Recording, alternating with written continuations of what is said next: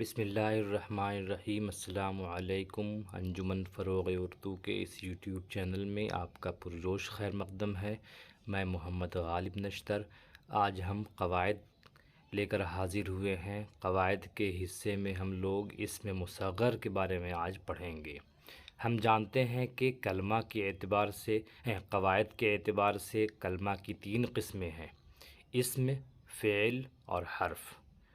اسم یعنی اس کو نون کہتے ہیں، یعنی جس سے کسی جگہ، شخص یا مقام کے نام معلوم ہو، اور فعل کو ورب کہتے ہیں، جس سے کسی کام کا کرنا یا ہونا معلوم ہو، اور حرف کو آرٹیکل کہتے ہیں جو کسی لفظ کا محتاج ہو۔ فعل اور حرف ہم نہیں پڑھیں گے، اسم کو جانیں گے۔ اس باب میں ہم صرف اسم کے بارے میں پڑھیں گے۔ معنی کے اعتبار سے اسم کو یعنی نون کو 2 حصوں میں تقسیم کیا جاتا ہے: نمبر 1 معرفہ، نمبر 2 نکرہ۔ نمبر 1 معرفہ کس کو بولتے ہیں؟ معرفہ کو اسم خاص بھی بولتے ہیں۔ انگریزی میں اسم معرفہ کو پراپر ناؤن یا ڈیفینٹ ناؤن بھی کہا جاتا ہے، جیسے میں کل رانچی جاؤں گا۔ رانچی معرفہ ہے۔ حامد کرکٹ کھیل رہا ہے۔ کرکٹ معرفہ ہے۔ ان مثالوں میں رانچی اور کرکٹ اسم معرفہ ہیں۔ اس ضمن میں عرف، لقب، خطاب، کنیت اور تخلص وغیرہ آتے ہیں۔ دوسرا ہے اسم نکرہ۔ اسم نکرہ کو اسم عام بھی کہتے ہیں۔ انگریزی میں اسے انڈیفینٹ ناؤن کہا جاتا ہے، جیسے میں کل شہر جاؤں گا۔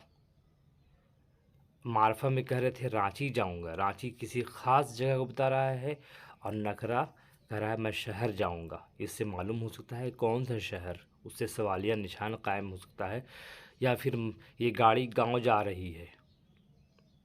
کون سی گاؤں جا رہی ہے یہ نہیں بتایا ہے، بس گاؤں جا رہی ہے، تو یہ ہو گیا اسم نکرہ۔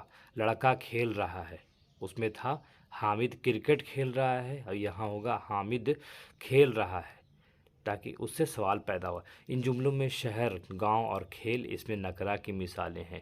اسم نکرہ کی 10 قسمیں ہوتی ہیں، جس میں اسم ذات، اسم کنایہ، اسم استفہام، اسم صفت، اسم مصدر، اسم حاصل مصدر، اسم فاعل، اسم مفعول، اسم معاوضہ، اسم حالیہ۔ لیکن ہم اس میں کسی قسم کو نہیں پڑھیں گے، صرف ہم اسم ذات کو پڑھیں گے۔ اسم نکرہ کی پہلی قسم یعنی اسم ذات کے تحت ہی ہم اسم مصغر اور اسم مکبر کو پڑھیں گے، اور دونوں اسم کے بارے میں جاننے کی کوشش کریں گے۔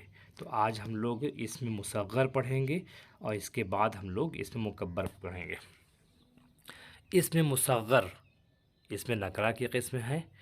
اسم مصغر یا اسم تصغیر وہ اسم ہے جو کسی اسم کی، نون کی چھوٹائی کو ظاہر کرے، جیسے یہ ڈبیا کس کی ہے، ڈبہ سے ڈبیا ہو گیا، ڈبیا۔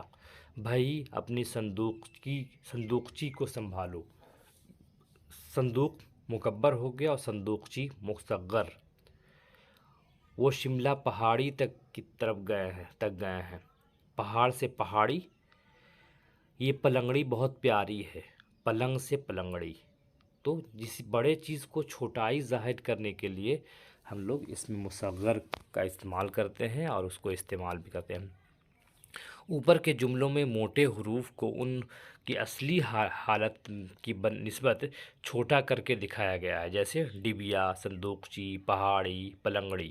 ڈبہ سے ڈبیا، صندوق سے صندوقچی، پہاڑ سے پہاڑی، پلنگ سے پلنگڑی۔ ہاں، یہ ظاہر کرتا ہے نا۔ ڈبیا کا لفظ ڈبہ سے، صندوقچی کا لفظ صندوق سے، پہاڑی کا لفظ پہاڑ سے، پلنگڑی کا لفظ پلنگ کی چھوٹائی کو ظاہر کرتا ہے۔ قواعد کے اعتبار سے ہر اسم جس میں چھوٹائی کے معنی پائے جائیں اسم مصغر کہلاتا ہے۔ اسم مصغر بنانے کا کوئی خاص قاعدہ مقرر نہیں ہے، تاہم اردو والوں نے کچھ قاعدے بنائے ہیں جس کو ہم حسب ذیل بتائیں گے۔ نمبر 1 ہے اسم کے آخر میں چے ہے، یہ چے ہے، یا چے یہ لگا کر، جیسے صندوق سے صندوقچہ یا صندوقچی، باغ سے باغیچہ، دیگ سے دیگچی، طاق سے طاقچہ وغیرہ۔ مطلب پہلا ہے کہ چے ہے یا یہ چے یہ لگا کر بناتے ہیں۔ نمبر 2 ہے اسم کے آخر میں ڑے الف یا ڑے یہ لگا کر بناتے ہیں، جیسے مکھ سے مکھڑا، پلنگ سے پلنگڑی، دکھ سے دکھڑا وغیرہ۔